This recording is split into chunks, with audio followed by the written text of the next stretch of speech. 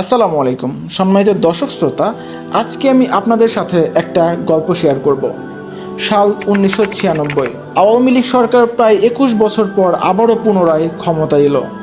আওয়ামী লীগ সরকার ক্ষমতায় আসার পরে বাংলাদেশের প্রায় প্রত্যেকটি বিশ্ববিদ্যালয়ে ছাত্রলীগের আওতায় চলে আসলো।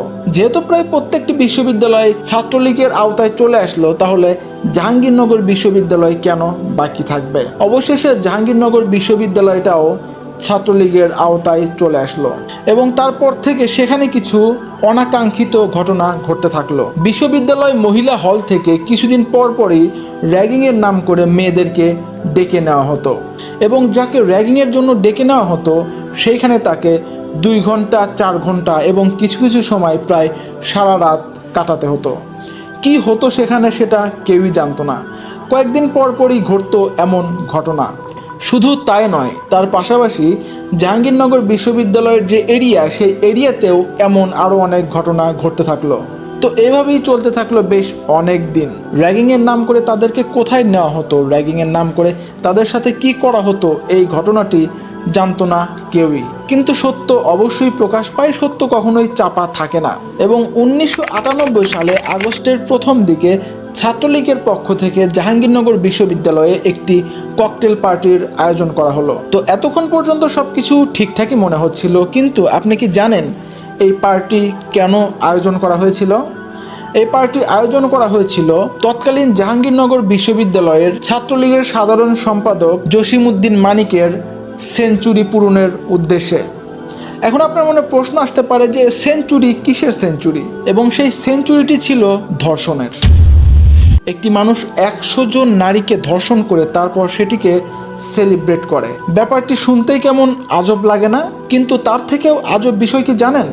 এই ব্যাপারটি জানতো জাহাঙ্গীরনগর বিশ্ববিদ্যালয়ের প্রিন্সিপাল থেকে শুরু করে পুলিশ প্রশাসন সবাই, কিন্তু কেউ কোনো কথা বলেনি। কিন্তু এই ব্যাপারটি পুরো বাংলাদেশের চোখে প্রথম আসে 1998 সালের 17 আগস্টে, যখন মানবজমিন পত্রিকা প্রথম এই ব্যাপারে একটি খবর প্রকাশ করে এবং তারপরে বাংলাদেশের বেশ কিছু পত্রিকা এই ব্যাপারে নিউজ প্রকাশিত করে। তো যখন পত্রিকাগুলোতে এই খবরটি ছাপা হয়ে যায়, তখন 19 আগস্ট পুরো বিশ্ববিদ্যালয়ে এই বর্বর ঘটনাটির জন্য উত্তাল একটি বিক্ষোভ সমাবেশ আয়োজন করে এবং তারপরে সবাই মিলে একটি ছাত্র সংগঠন গড়ে তোলে। তারপরে 20 আগস্ট জনপ্রিয় গণমাধ্যম ডেইলি স্টার যখন এই ব্যাপারে একটি নিউজ রিপোর্ট করে, তারপরে পুরো বাংলাদেশ এই ব্যাপারটিকে নিয়ে ক্ষোভ প্রকাশ করে এবং উত্তাল মিছিল শুরু হয়। এবং তারপরে যখন এই ব্যাপারটিকে নিয়ে একটি তদন্ত টিম তৈরি করা হয়, তখন সেই টিমটি তদন্ত করে সেই রেপিস্ট জসিমউদ্দিন মানিককে এমন একটি শাস্তি দিল যে শাস্তির জন্য কেউই প্রস্তুত ছিল না। 100টি ধর্ষণের শাস্তি হিসেবে তাকে বহিষ্কার করা হলো। শুধু এইটুকুই। যদিও পরবর্তীতে আবারও মানিক বিশ্ববিদ্যালয় দখল করতে চেয়েছিল, কিন্তু তাকে আবারও পুরো বিশ্ববিদ্যালয়ের ছাত্ররা মিলে সেখান থেকে তাড়িয়ে দেয়। কিন্তু সবচেয়ে আশ্চর্যের বিষয় কি জানেন? জসিমউদ্দিন মানিক জনগণের হাত থেকে বাঁচার জন্য যখন ইটালিতে পালিয়ে যায়, তখন তাকে সরাসরি পালিয়ে যেতে সাহায্য করেন তৎকালীন প্রধানমন্ত্রী শেখ হাসিনা। ব্যাপারটি একটু অকওয়ার্ড না? একজন রেপিস্টকে তৎকালীন প্রধানমন্ত্রী কিভাবে দেশ ছেড়ে পালিয়ে যেতে সাহায্য করতে পারেন? তো যাই হোক সম্মানিত দর্শক শ্রোতা, এই ব্যাপারে আপনার কি মতামত দয়া করে আমাদের কমেন্ট সেকশনে জানিয়ে যাবেন। আপনাদের সবার মতামত আমাদের কাছে খুবই গুরুত্বপূর্ণ। তবে আমি শুধুমাত্র এই ব্যাপারটিকে নিয়ে একটা কথাই বলবো যে একজন রেপিস্ট যে 100টি ধর্ষণ করেছে, তাকে যদি তৎকালীন প্রধানমন্ত্রী শেখ হাসিনা বিদেশ পালিয়ে যেতে সাহায্য করতে পারেন, তাহলে শুধুমাত্র একটা কথা চিন্তা করেন যে তৎকালীন প্রধানমন্ত্রী শেখ হাসিনা তার বিচক্ষণ জ্ঞান, তার বিচার বুদ্ধি কতটুকু ছিল।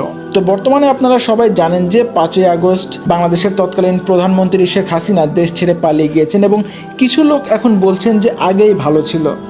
কিভাবে ভালো ছিল শুধুমাত্র বুঝান। তো যারা বলছেন যে আগেই ভালো ছিল, দয়া করে আপনারা কেন ভালো ছিল এই ব্যাপারটিকে আমাদের কমেন্ট সেকশনে জানিয়ে যাবেন। আর তৎকালীন প্রধানমন্ত্রী শেখ হাসিনা এবং তৎকালীন রেপিস্ট জসিমউদ্দিন মানিকের ব্যাপারে আপনার কি মতামত দয়া করে আমাদের কমেন্ট সেকশনে জানিয়ে যাবেন। তো যাই হোক সম্মানিত দর্শক শ্রোতা, এই ছিল আজকের ভিডিও। দেখা হবে পরবর্তী ভিডিওতে। সেই পর্যন্ত ভালো থাকবেন, সুস্থ থাকবেন, আমাদের সাথেই থাকবেন। খোদা হাফেজ।